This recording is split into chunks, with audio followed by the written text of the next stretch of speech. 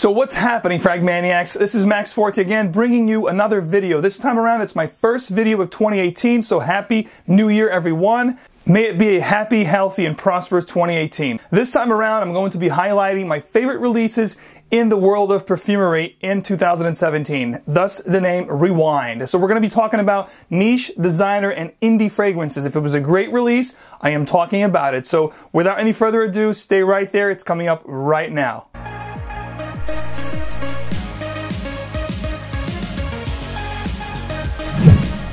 So I'm going to start off with some honorable mentions of fragrance houses that I really enjoy that were releases of 2017. I'm not going to get too in-depth with as far as, the notes, when I got out of the scent, hours, projection. I'm just going to tell you a little bit about each scent and move on because I have a lot of ground to cover. So let's get the show on the road. The house of Pernat London, which released a really nice aromatic pineapple essenza, which was a great pineapple sort of aromatic, woody kind of scent. Awesome for everyday wear. If you're looking for a signature scent, something with pineapple, definitely try that one. And the other one to me was a perfect gourmand, also from the house of Pernat London, and it was called Pink Champagne Truffle. My wife absolutely loved that fragrance. It's a gourmand's lover's dream. If you like gourmand scents, a little bit boozy, Pink Champagne Truffle is just to die for. So those are two honorable mentions from the house of Pernat London. Another very promising house is the house of Gallivant from UK. They've recently released two more, I believe Amsterdam and Berlin. I can't wait to smell those two, but the ones that I have tried are fantastic. In particular, Istanbul, that I have a full review on if you guys want to check out. It's a great Oriental fragrance that's just amazing. Beautiful Oriental fragrance. If you like Oriental spicy fragrances like I do, especially in the fall and winter time, definitely check this one out. I can't wait. The perfumer actually worked for L'Artisan Parfumé, which is one of my favorite houses of all time. So I am really looking forward to the future of the house of Gallivant, which is very promising to say the least. So I have to give kudos to John Biebel for putting together Eid Rantler, an amazing vetiver earthy scent that is just a different take on vetiver altogether, but really unique scent. If you like vetiver earthy scents like I do, that one is definitely one that you should check out. This was a definite great release from an indie house. If you guys like vetiver scents like I do, definitely check Eid Rantler out. You're not going to disappoint. And it lasts for a long time. It's got phenomenal performance. The last honorable mention in this category here is going to go for the house of Perfumology. Our good friend Nurgai releases a fragrance that's supposed to be like a love letter to his wife called Bliss. My wife literally loves this fragrance and it smells fantastic on her too. This is like a floral, fruity with a vanilla nuance dry down that's just unbelievably good. If you like floral, fruity scents and vanilla, this is definitely a must. A great release from Perfumology. I can't wait to see more from Nurgai. This was a definite great one, and I think it was released early last year, so I'm really looking forward to seeing more things from Nurgai and Perfumology. Nurgai just opened up shop in, I believe, the King of Prussia Mall in Philadelphia. I will have that information in the description box if you guys want to check out. But this one here was a definitely great release from an indie house, and I, again, can't wait to see more from Perfumology. Now I'm just going to go quickly over a few other good designer releases that were actually really nice. I tried them, I liked them, but it's almost like they were more of the same. So they didn't really make the cut for the top 10 favorite releases of 2017 in my nose, or in my opinion. So those are the ones that were really good or quite good, but not good enough to make the top 10 favorite releases of 2017. And they are Paco Rabanne's Pure Excess, quite good release, but not good enough. I have a full review on that if you guys want to check out. It is very good, it smells great, but it's kind of like more of the same. Ralph Lauren's Polo Red Extreme, I also have a full review on that one. It smells amazing, but again, it's got a lot of the same components of the previous Intense and Red, Polo Red that is. So it's kind of like the same, but a little bit more, a little bit sweeter and perhaps a little bit stronger. They added a coffee note in there. It is nice. But, I was expecting something a little more daring from the House of Polo. So for that reason, it didn't make my top 10 favorite of 2017, but it was a quite good release as well. Prada L'Homme Intense, another good release, just didn't quite make my top favorite. But again, check it out, you might love it. And the two last ones are Coach Men, which I didn't really spend much time with, so I can't really tell you what I think about it, but it smells pretty good. It's got that universal appeal, mass appeal, it smells good, but it's, you know, been there, done that kind of thing. A lot of people will think it's generic. And last but not least, John Varvatos Artisan Pure, which I absolutely love, and I can't wait to wear more of it in the spring and summer. But again, I didn't spend much time with it yet, so it's really cold right now. It came out in the wrong time, so to speak. Did not make my top 10 favorite from 2017, but quite a great release nevertheless from John Varvatos, which I actually have a good bet ugly on that house. Go check it out if you haven't. All right, let's get this show on the road. This is the 10th spot. My 10th favorite release of this year is Gucci Guilty Absolute. If you like a dirty leather scent with vetiver base, this was definitely one to check out. This is not for the faint of heart, however. It might come across pungent. It's very different, very daring from the House of Gucci, which I have to give praise to because we haven't seen Gucci done anything great in the past few years, except for last year with Oud Intense, and now with this Gucci Guilty Absolute, which is an amazing, again, leather vetiver scent. If you enjoy leather and vetiver, definitely check this one out. It's worth you checking it out. So the 9th spot goes to the House of Gallagher. The House of Gallagher released Amongst Waves last year, and I gotta tell you, it's an amazing take on the aquatic genre. If you like the aquatic genre, but you thought it was a little bit too tired, he definitely gave it a nice lift by making this fragrance delicious, fruity, mouth-watering, juicy, and extremely long-lasting. I can't wait for spring to roll around and the hot days of summer. I will definitely be rocking this one, and it's definitely going to make my top 10 of spring or summer of 2018. A great release from last year. You have to check this out from Gallagher. In my taste, between this one and Bergamust, they are my two favorites from the house so far. At the 8th spot from the House of Mugler, Thierry Mugler, we have Crypto Mint. Crazy name, really good juice. Think about Junior Mints. It's going to have that patchouli base, but it's going to be enveloped by this really nice minty, you know, citrus up top that's going to be very invigorating and great for spring and summer. So I love this fragrance. It definitely made my top 10 this year, I believe, in spring, and it's definitely going to be in my top 10 next year again because it's, you know, a great scent. I love mint. Mint was definitely one of the notes that were really talked about and worked with last year with fragrance houses, and this one's no different. It opens very invigorating and refreshing with the mint and the citrus, and then it develops into this cocoa, you know, chocolate mint kind of thing going on like a junior mint. Nevertheless, a great scent at number 8. You have to check it out, and I'm not sure if it's limited edition or not. You can still find it around, but I would get it before it becomes hard to get. It's definitely a great choice for the spring and summer ahead. They kind of missed the boat on oud, but who knows? The next one could be pure oud. You never know. I'm thinking maybe something with cocoa, like pure cocoa or something like that, like something more chocolatey. I don't know. We'll have to wait and see, but you know, Mugler always tends to surprise us with some you know, really crazy releases, so I'm really excited to see what they're going to put out next. At the 7th spot, we have a fragrance from the House of Zoologist. This one comes out of surprise to me because I'm very happy with the release. I was, you know, surprisingly taken when I tried the fragrance because a lot of the Zoologist fragrances in the beginning were quite daring to me. They were a little bit too animalic and I didn't love them too much. But this one here really amazed me because it's definitely an oriental, which I love. It has a lot of great components like dried fruits, dates, cinnamon, amber, vanilla. So it has a lot of great notes that I appreciate in an oriental fragrance. It also has an animalic undertone to it, which I do appreciate a good animalic fragrance like, you know, corals from Yves Saint Laurent. But this fragrance here is very wearable. I like what Victor Wong is doing right now, which is taking a lot of his old fragrances and reformulating them, thus making them more appealing, more universally appealing, and making them a little bit more wearable so a lot more people can enjoy them. So Camel was no different. An amazing oriental fragrance. A great shout out to Victor Wong for putting out this great Camel release. I can't wait for future releases from this house. I love what he's doing. He's really transitioning to these really daring compositions to a more, not losing the pizzazz, not losing that dariness to it, but also making it a little bit more universally appealing so more people can enjoy them. So at the 7th spot, Camel from the House of Zoologist. Alright, at the 6th spot, we have perhaps the most talked about and long-awaited release in this list. The one that people really couldn't wait to smell it, and it's kind of like 50-50. A lot of people love it and a lot of people hate it. So it's a love and hate kind of a release.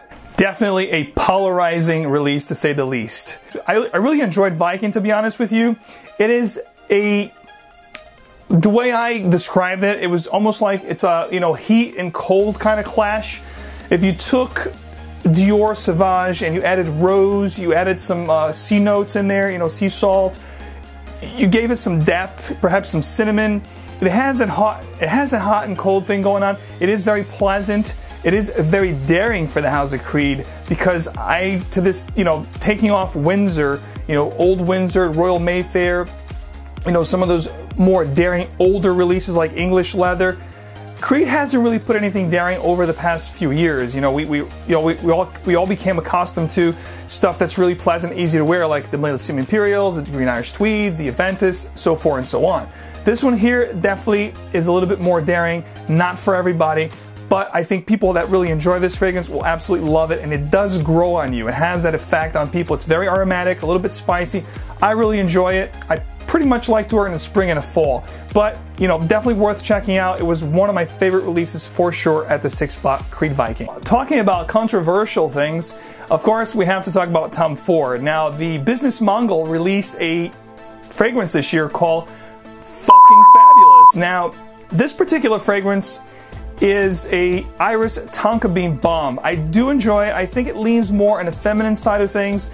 And then with that fragrance, another great release, it's a two-way tie, is Anthracite. Now, Anthracite took that Chypre old school vibe and gave it a nice facelift with adding mineral earthy tones. So think about Narciso Rodriguez, for him, the original, meeting an old Chypre fragrance of the 80s, like, perhaps something like Drakkar Noir.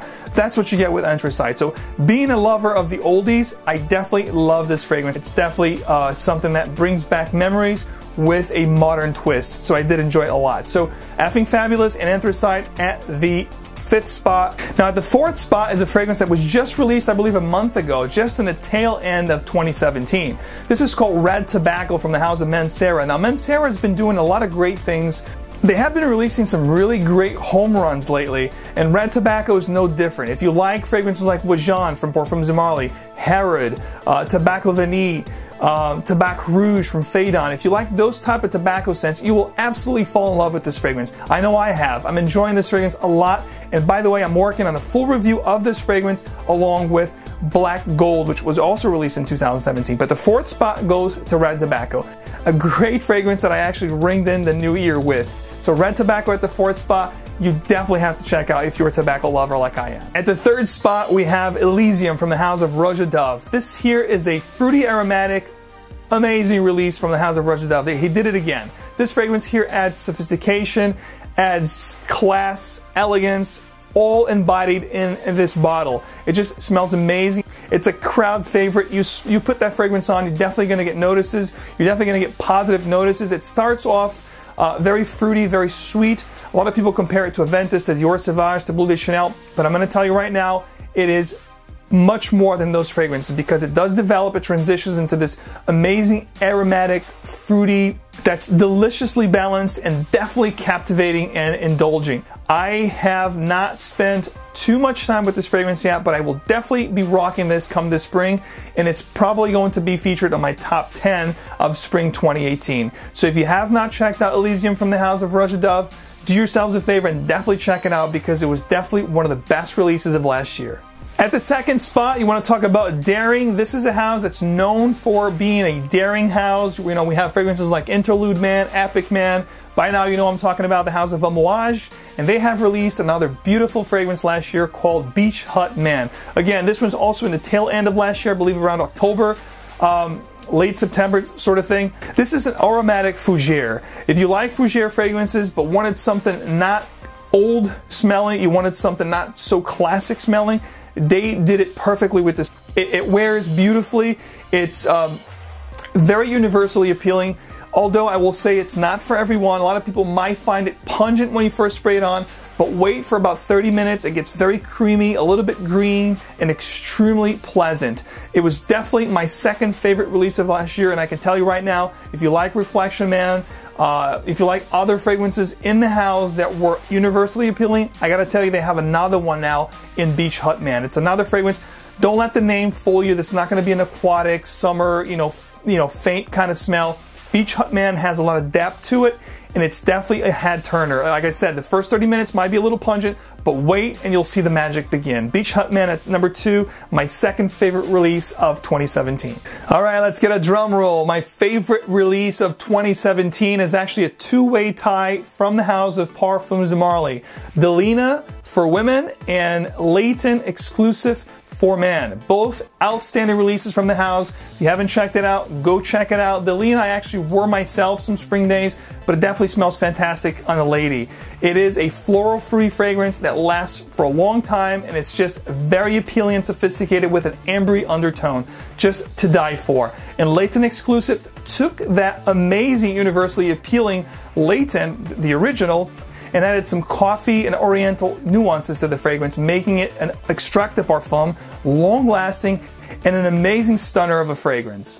So the bottom line is, the reason why I love Layton exclusive and Delina so much is because if you're out there and you're looking for a perfect signature scent, if you're a lady or a guy, you can wear either one of these two all year round and you're going to smell amazing and you're going to turn some heads. So at number 1, a double header tie from the House of Perfumes de Marly and Delina and Layton exclusive. I also want to talk to you guys about other fragrances that I own that were released in 2017 that I didn't spend much time with, therefore they didn't make the top 10, but I did love them and I want to talk to you guys about them as well. And they were Atelier Colognes Café Tuberosa. Again, I didn't spend much time with that fragrance, but if you like a beautiful coffee scent, this is definitely one to check out.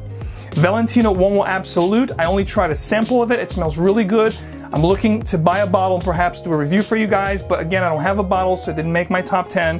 Guerlain Louis, I also have a sample of. I loved it, but I didn't buy a bottle. I didn't spend much time with the fragrance, so it didn't make my top 10, but it was also a really good release from last year from what I hear, and I can't wait to spend more time with it. Another one that I loved from the house of Eight & Bob is Nuit de Magève, which is a great vetiver based scent, creamy. Again, didn't make my top 10, but almost did.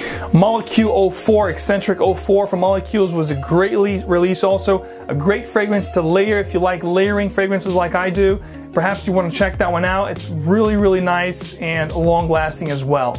One house that is really surprising me over the past couple of years that I started to hear more about it in the fragrance community is Maison Martin Margiela. And one fragrance in particular that I tried to sample at Sephora that I can't wait to buy a bottle, perhaps will make my top list in the summer or spring, is Sailing Day. It's a blue juice bottle. It just smells amazing for the hot weather and I can't wait to rock it come spring this year. And last but not least, we have one last honorable mention here from the House of Imaginary Authors, Oh Unknown. It's a great release that they put out. Again, I think about the tail end of last year.